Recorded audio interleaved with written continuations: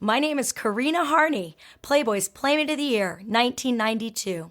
And I'm Echo Johnson, Miss January, 1993. Welcome to the Bunny Chronicles. Let's go. What are we drinking? So we are back in the studio. Welcome back with Miss Carrie Yazel, and we're actually going to do the one-on-one interview with her. We were just sitting here laughing because she asked if I had her bio so she could remember her life, but I'm confident that she can take it from here. So, Miss Carrie Yazel, May 91. May 91. Okay. So we're going to just talk about your whole journey with Playboy and how it came to be and what that was like in your experience. So let's start at the beginning. Were you submitted or did you discovered? It was actually a little bit of both. First of all, my San Diego modeling agent had basically said, like, I've given you as much work as there is down here, you know. Yeah, well, San Diego, right? It wasn't LA. That was it. There was like, you know, some swimsuit magazines and like, you know, just local stuff. But there wasn't a lot of work at the time. And she's like, well, I know that there are open calls at Playboy. You should consider that because you're a little too curvy for runway stuff. And you were considered curvy? You're so tall and lanky.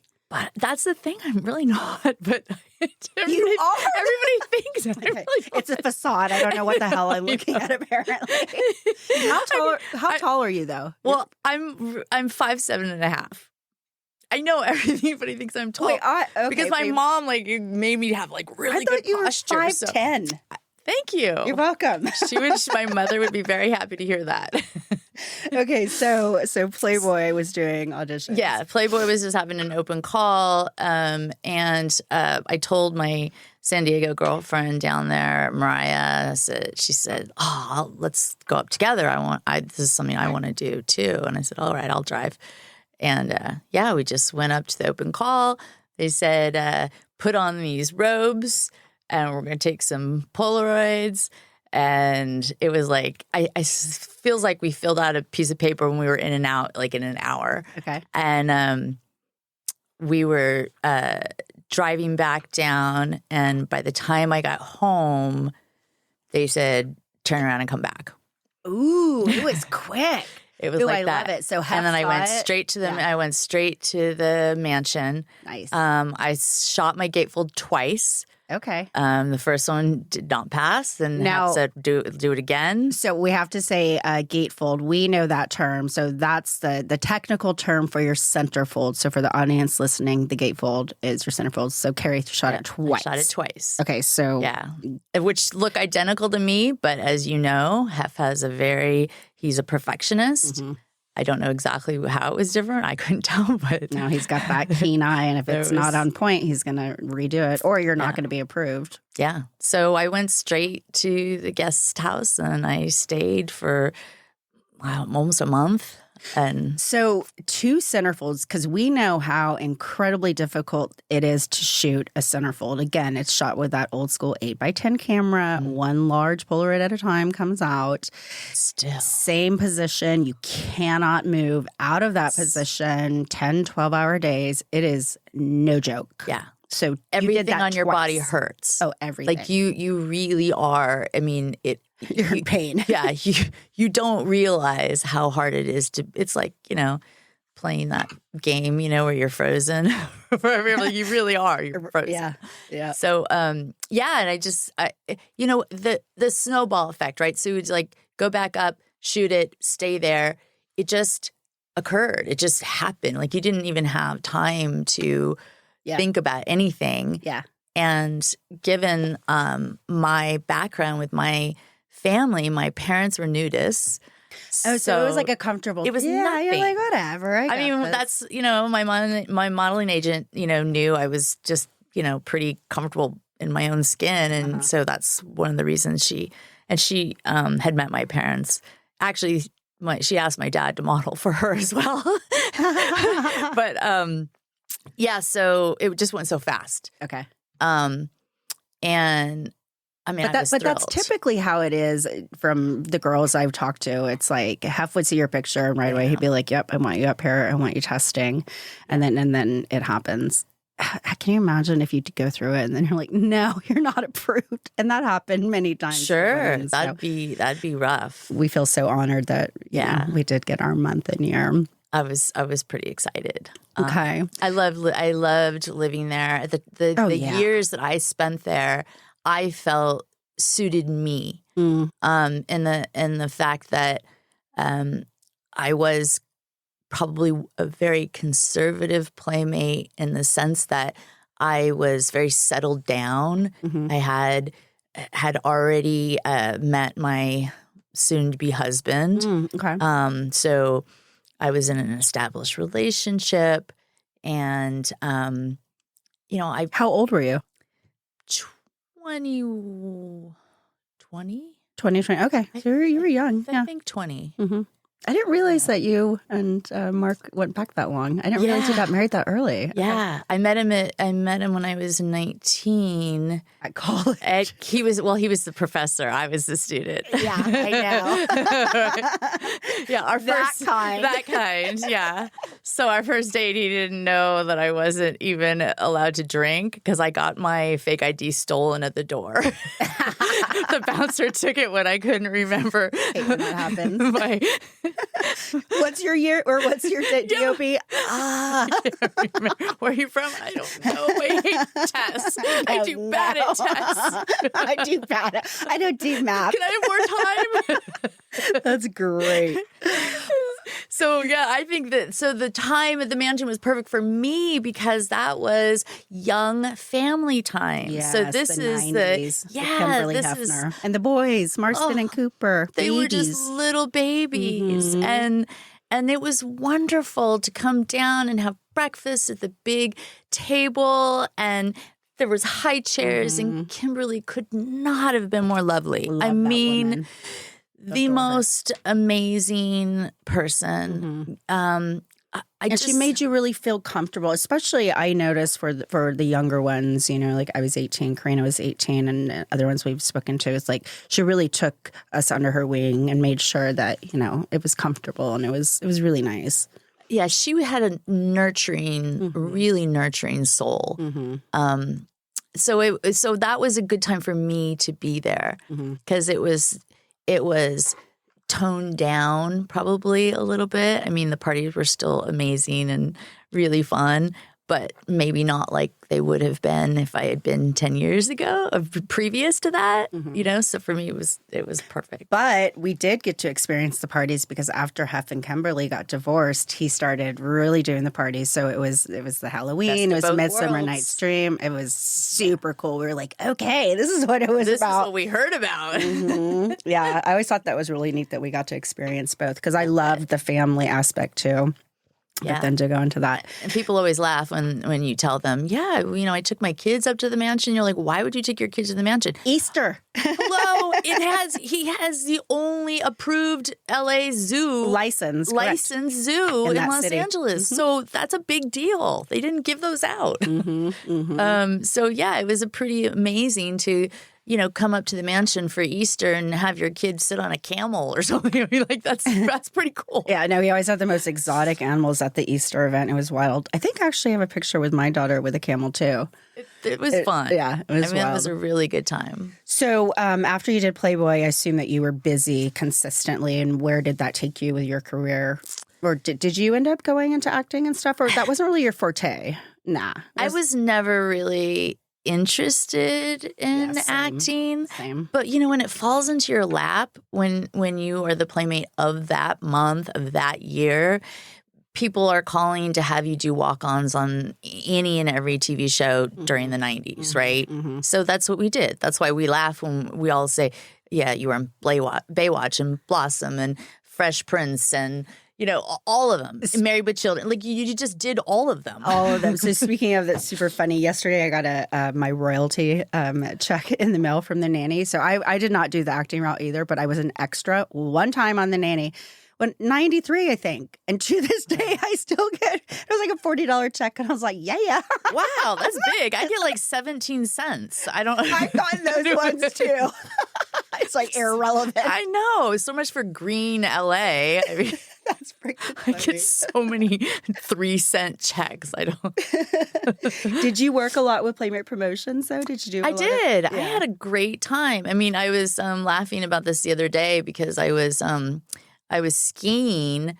And I realized I had a little like PTSD from the Playboy ski team. Yeah. I was on the Playboy ski team, and we would go to the top of the mountain, and we would race a fan down moguls. You would? A fan on one side and us on the other side. And the sponsors were all beer and liquor companies. Mm-hmm. So we would have to take shots of, like, say, Jaeger. And then go ski. And then go down, Go race. take a shot, go back up, and do it with another fan. And we did it all day. So you can imagine, oh, look at the Playmate. She doesn't ski so well. Well, hello, I just drank a bottle. She's loaded on Jaeger. What do you expect? So I was laughing when, 30 years later, I'm on the chairlift looking at moguls and going like, why does my stomach hurt? Flashback. That's funny. Actually, I was talking to Jameson, one of the butlers, yesterday, and he's like, you guys should definitely talk about all the different like events that you did, because there was like the ski team, there was actually a Playmate dance squad, then the golf tournaments that were super fun. I mean, there was some really big events that were consistent that we did. And I love the golf tournaments; those were great. the golf tournaments we had so much fun. Oh my god, I got because it was so an much easy job. It was an easy job, and like just the get drunk and celebrities just wanted to hang out with us and just drive around with your team, whatever celebrity it was. Do anything. Oh, and like Atlantic City, we would go to Atlantic City and do fashion shows. Yep. Oh, that was super fun. Hotel. We had really good times. Oh, and I was also on the Playboy Extreme team. We both were. Remember, we did that training together. Yes, I learned. Rock climbing and everything. That was fun. Rad. Danelle Folta. Yeah, I got to get her on here. Oh yeah, she's amazing. So that was pretty. We did a lot of short races first. Mm-hmm. We started with 3 to 5 hour races, and then worked up to 10-day races. Oh, so you did the big ones. 10 days. So we did. Yeah. We ended up doing Eco Challenge. Oh, that's right. At the time, hardest race in the world. And wow. That was such an amazing adventure. Like, I got to tell you, all of that would have never happened if I hadn't been a Playmate.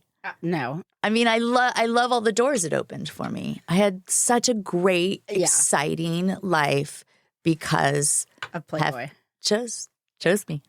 No, it's so true. It's like people ask, what do you think your life would have been like had you not done Playboy? And it's like, I don't even know. I can't even imagine. I was 18 when I did it, and that's like all that I've known. And I will say this till the day I die. It was just such an honor, such a privilege. And our Playmate sisterhood that we have, I mean, our Playboy family, it's unlike any other. I don't think there's any other big corporate, Fortune 500 companies that maintain friendships within the company like we do as a Playboy family. I just don't. It's so unique. Mm-hmm. You can't explain the kind of adventures that we had.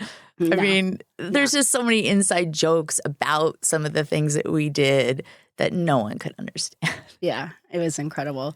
And it really was, it was like, whether or not you understood it, I think most of the Playmates did understand it, and sometimes would have a conversation with you that, look, like, this is not the end all be all, but this is your launching pad to do whatever with it you may, and create the rest of your life, because a lot of opportunity can come out of it. Yeah, spin that, use it. Mm-hmm. I know. There are sometimes when I do regret not taking it and using it more of a platform, but it was just at that time of my life where I just went straight into having a family, right away, really kids, young. Yeah. And so that just wasn't the path that I took. But I love hearing the success stories of the Pamela and the Jennys and it's great. They took what they had and they ran with it, and good for them. Mm-hmm. And everything, for instance, like this podcast, like everything I've done in my professional career has been directly from Playboy. Like, I learned so much, about whether it was like photography and like creating my website that I did for 7 years. I was like one of the first Playmates to have a membership-based website, and I understood how to produce my, my images and this extensive catalog and work with the best makeup artists and whatnot. And then, parlayed it into event planning and like going. You were self-taught. Like you taught yourself how to do so many things that were that was new. Yeah. I was right? social media. I know. Well, do you remember like the first like poster girl who like made it was like Cindy Margolis. Like she was like the poster girl. Like she was the first one who like had a site. Yep. That you could sign up for. And I was like, wow. That's cool. Yeah. No, so many things. And then here we are 30 years later doing this, and there's still so much interest about Playboy. I'm still so fascinated by it. All the people that we've talked to, I'm finding out so many fun facts, and it does make me emotional because of course, and it makes me miss Hef and and what he brought, which was not just all his amazing ideas and intellect and the way that he just loved to talk to everyone and all of us. He was so gracious and respectful to everybody. His loyalty. I mean, just the fact that as you were talking to like a lot of the people who worked with him. Yeah. The amount of years they were there. Yes. The shortest being what, 12? Was 12, the max 55, and that's 55 years. Yeah. Now, if Hef hadn't been an amazing person, do you really believe they would have? I mean, that's evidence. And also, to that, if Hef was this sexual predator that the dark secrets of Playboy loves to make out to be in this new twisted narrative that everybody believes, I'm sorry, that shit would have come out decades ago, okay? And that company would have not gone on. Absolutely. So it's like at the end of the day, it's just, I mean, the level of loyalty on the Playboy staff, whether you're executives or within the mansion, it speaks volumes. Yeah. They loved what they did. They loved who they worked for, and they stuck around for decades. Yep. It's huge. They could have done any other job anywhere else, and that was a family. It's a unique family. Yeah. It's sometimes a partially naked family, but we are a family. Right. And, Corinna always says this, and I love it. It's like you may or may not agree with how Hef lived his lifestyle, but he designed his life as he wanted it to be, and rightfully so. That doesn't make him this monster. That doesn't make him this sexual predator. That doesn't make him this, man who exposed us or exploited us. We wanted to be there. We knew the caliber of what we were getting involved with, and we knew it was an absolute honor and the prestige that came along with it. Yeah. There was no force behind it, people. Yeah. I mean, he was really a lovely man. Lovely. I mean, I just always felt comfortable and happy. Do you have any fun stories or memories you have with Hef, whether it's conversations or? No. Wait, what about taking Sophie to the party? Oh, that was cool. You called him. Oh yeah. Yeah. That was amazing. Taking Sophie, my daughter at the time was, I believe she was 17. And I wasn't sure that he would say yes. You never knew. You never knew. I had taken my mom, and at a separate time I had taken my dad. And that just also tells you how family it is, right? Because if there was something really awful going on, do you really think you'd bring your parents up? So, and this is like Midsummer's Night Dream Party. This is not just like lingerie. Easter. Yeah, this is like party. The best party of the year. Yeah. And that's also the one that I took my daughter to. And boy, we had fun. We went to trashy lingerie and we picked out matching outfits. And oh my God, we had the best time ever. But what was interesting, it was some of the same like men that would have picked up on me all those years ago. Some of them, the same ones, were like looking at my daughter. I'm like, look, is that your sister? It's my daughter. That's great. It was so much fun laughing. It was like I'd come up behind her and they'd look at me and they'd be like, "Oh, this is yours." I'm like, "Yeah." That is too funny. I love it. Best time ever. I'm sure she had a blast. Yeah, I really am sad that I wasn't able to bring my son up there. But maybe that's for the best. I he might have never come home. You know, I invited my brother up there, and my brother was like, "I have no desire to go." I'm like, Makes no wrong sense with you? Are you a man? What? He's I all, don't "No." get. I was like, okay, I cannot whatever. understand. There is not anyone that I would have asked that wouldn't have, Jumped at the opportunity. They would have Absolutely. sold a child to come. Because those parties were, I mean, that was the ticket, and they were hard to get into. There was no guarantee. I mean, Playmates always had an open invite, but if you wanted to bring somebody, like I had to submit pictures of all my girlfriends. And so I'd taken 4 of them to a Halloween party, and one of them got denied. And I called, and I was like, I wrote a nice little note to Hef, and I included a different picture. And I was like, she really is beautiful, Hef. Please, I can't tell her no because we're all coming. And he ultimately said, okay. Oh, that's hard. But he did. Yeah. See? Yeah. That's pretty cool. Yeah. That's a Hef move. But yeah, you wanted to be at those parties. Those were the best. My favorite was Halloween. That one was over the top. Go all out. No expense. Amazing. Truly amazing. I've never seen anything like it. I mean, it is Hollywood, so the special effects were spectacular. Oh yeah. It was unreal. I mean, they all were great. Midsummer Night's Dream I love. Super fun. Yeah. Again, we're so lucky. So lucky. So lucky. And our years. I like our years. I thought the 90s. we had a lot of really good, We were really nice women. solid crew. I mean, I hear that all the time from fans and just Playboy staff. They all said that there was something about the 90s that was really, really special. Oh. Yay. We're part of that. I agree. So your experience was good and it was positive and you loved it. I loved it. If my daughter had come to me and said, I wanna be a playmate, I would have been like, let me call Hef myself. Yeah. I would have not just been thrilled for her, I would have tried to help. It was that good of an experience. Mm-hmm. It was positive in every way. Mm-hmm. I just, not for a second. You know what my daughter said? It was when that Dark Secrets of Playboy had come out, and I was just like, I was talking shit like, this is so messed up. And, she was hearing everything, not to mention watching me produce the podcast. And she goes, Mom, it's just not right because Hef, all he did was help women. So why are they, this is like a 10-year-old. And I was like, you're knows. so sweet. It's true. And she got it. She was like, he wasn't a bad man. I was like, no, he wasn't. No. She was there several times for Easter and she just loved it. And she'll forever remember that. But I just thought that was so neat coming out of a 10-year-old's mouth. She got it. Yeah. Well, I mean, you're not, everybody wants to hear the scandalous story. Everybody wants to hear the bad stuff, but no one. It's boring to hear like that. Hef put someone through college that couldn't afford to go to college, right? Or Hef said, "Oh, you can't pay your rent. I'll take care of it." Yeah. Or Hef said, "Okay, just move back in here. just come back in. So many just times. come back in." Yeah, like, you'll never hear all these stories because I didn't think twice. Mm-mm. I mean, that's. We are here to know. share these stories because people don't know this and they just assume and think the worst. And the more and more, we get to have these conversations and have these amazing interviews and guests, it's all the same thing that we all say, I mean, he was a gentleman through and through. Absolutely. Yeah. Absolutely. And I loved what Victoria said about a hopeless romantic because that's so true. That's what he was. He was in love with being in love.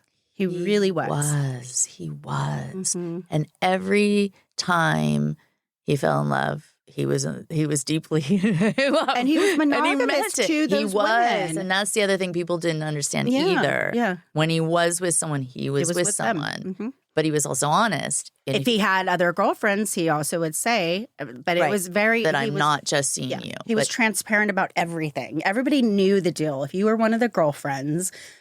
towards the end, they all knew the deal. And so for them to be saying now, like, all this other stuff happened, it's like bullshit. You knew exactly what you signed up for. There's probably even paperwork on it. For sure. They signed stuff. The way that Hef was so meticulous about things, there's no chance that it wasn't all spelled out. No, not at all. So no, he was very clear about that for sure.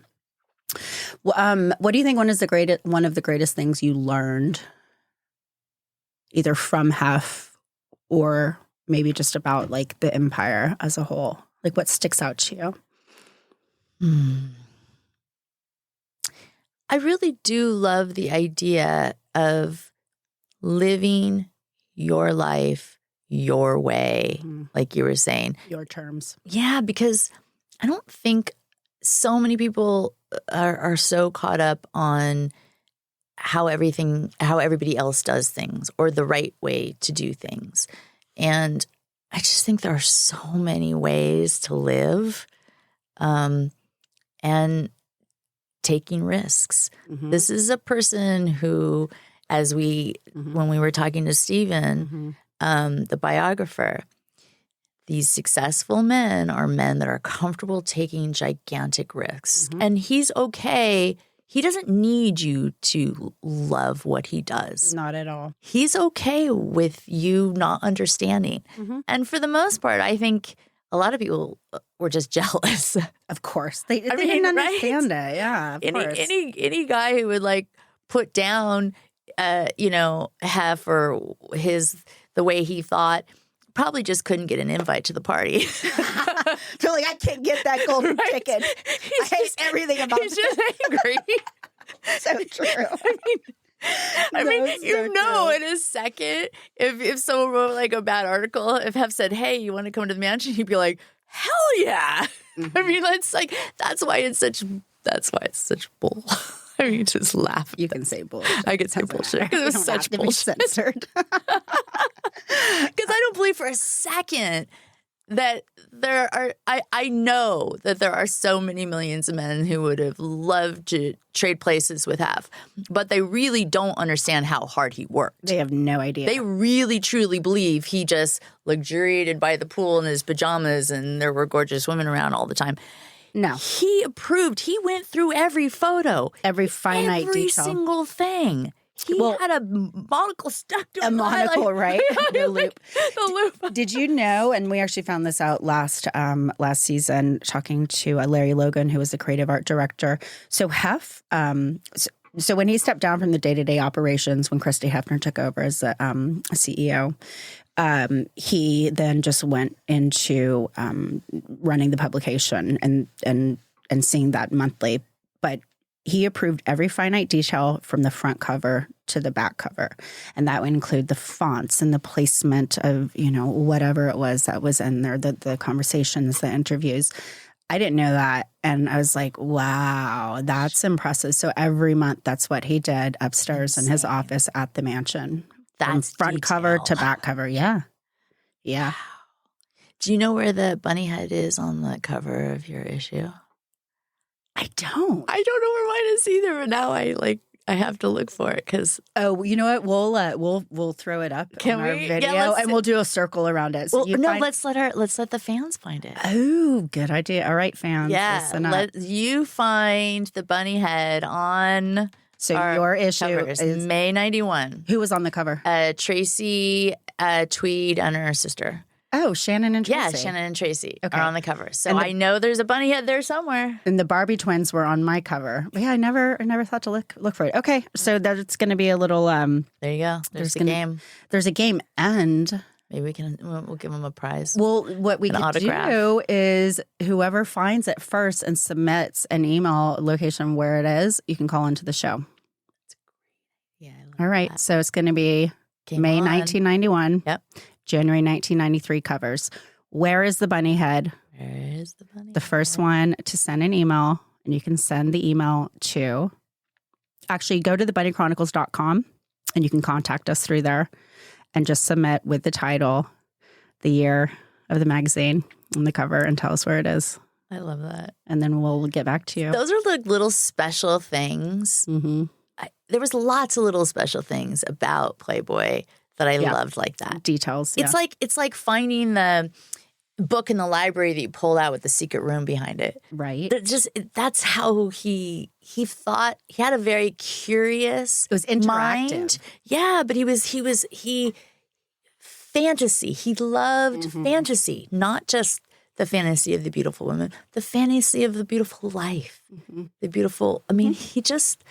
It was a men's lifestyle magazine. Yeah. And it's been said that, at the end of the day, when he created Playboy, he wasn't looking to include the women in the centerfolds. That was kind of an afterthought. he was creating the men's lifestyle magazine coming out of working at Esquire. And he had asked for a raise and they wouldn't give it to him. So that's how he started Playboy. And then he was like, well, he's like, the one thing that all men love is women. So I guess we'll throw a woman in there. And then that's what it Brilliant. became known There you for, go. was the centerfolds. I think it's Isn't that wild? so awesome. Yeah, it's super I also love that his mom lent him money for the first I know. publication. I know. That just somehow that should tell you a lot. Sitting at his kitchen table when Christy and his son Paul were babies and he's making the first issue. God, There's some really so cool pictures we'll crazy. throw up too with him and Art Paul, who was the creative art director initially. Amazing man. Actually, there's a great documentary, people, on I think it's on YouTube or Netflix, but it's it's on Amazon. And just look for Art Paul, and it gives you all of his history. And what an interesting! And he was fundamental in the creation of Playboy as well as Victor Lowndes, which we'll be discussing in some later interviews with Miss Carrie. cool. Yeah, so Very cool. just fascinating stuff all around. And and at the end of the day, Hugh Hefner was the consummate editor. That's what he was. He was an editor. And he had full control of everything that went out. He looked at it very, very carefully. That made me happy to think that. He had a photographic memory. He was a genius. Corinna always says he was right brain and left brain. And I was like, I think so. Makes sense. Definitely. Yeah. Okay. We're going to ask you the 2 questions. Okay. Get ready. 3 words that define Hefner to you. Given my personal experience, I'd have to say family man. Oh, I like I that was my time with him, was family time. So I would say family man. And beyond loyal. His loyalty made me feel comfortable. When I knew everybody surrounding me at the mansion were his family. They had, like you said, some of those people were there for 55 years. And that's how they treated you when you came there. And you were as so I would say equally loyalty. important and vital. Every person had their role, and it was of the utmost importance to have. Completely. And he knew that the girls were the magazine. And he treated us like we were the only reason all this happened. Even though He was so humble. He would never toot his own horn. Half the time he never even, the world didn't know half the foundations he was attached to, because he understood that if it was Playboy or Hugh Hefner attached to it, then there was going to be a stigma. he took no credit. He didn't want it. That was not him. He wasn't out there like, look at me. Okay, 3rd one. Class act. Love. He was a So I class asked act. 3, and each answer was 2 words. I love it. You're making me narrow it down too much. I got too many. So family man. Yes. Class- Loyal and to class an act. extreme and class act. Okay, I love it. Yeah. Okay, so had you had the opportunity to speak to Hef before he passed or in memoriam, what would you say?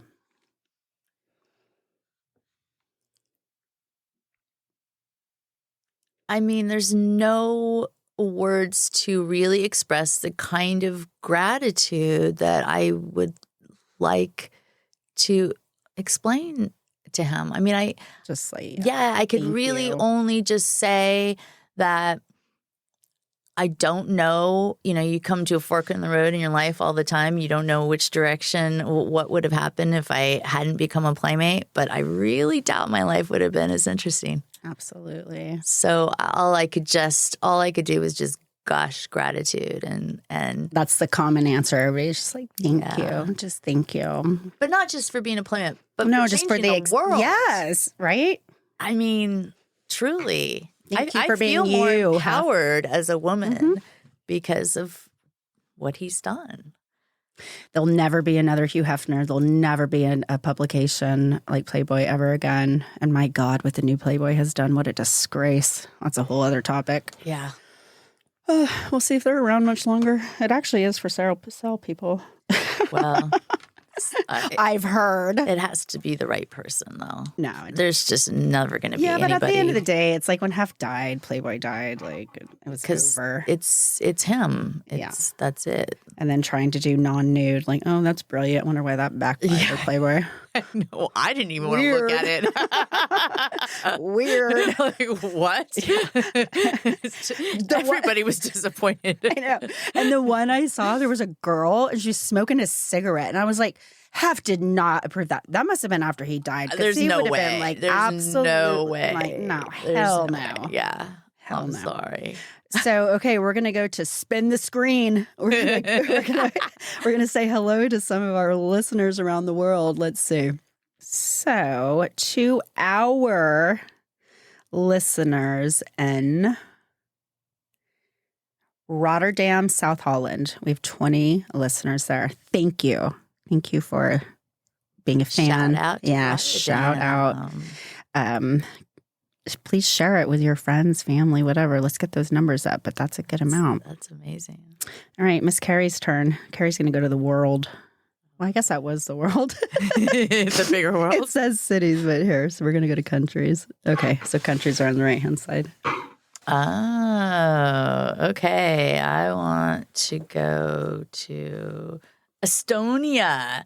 There are two listeners. In Estonia. Estonia. We have to like come up with like a bunny ear thing, you know? For them? Yeah.